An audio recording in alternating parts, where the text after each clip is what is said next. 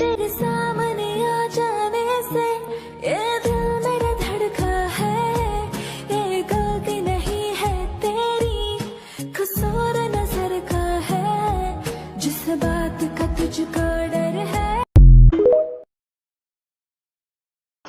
আসসালামু আলাইকুম। অনেকেই জানতে চাইছেন আমি মিডিয়াতে কিভাবে এসেছিলাম। আমি মিডিয়াতে এসেছিলাম একটা বিউটি কন্টেস্টের মাধ্যমে। তার নাম ছিল ড্যান্ডি বিনোদন বিচিত্রা 2002। 2002 সালে একটা বিনোদন বিচিত্রা নাম একটা কন্টেস্ট তৈরি করেছিল, beauty contest. There I was a contestant and সেখানে আমি 5th পজিশনে ছিলাম। তারপর থেকে আমার ফ্যাশন শো ক্যারিয়ারটা শুরু হয়। আমি বিভিন্ন ব্র্যান্ডিং করতাম। Basically I was product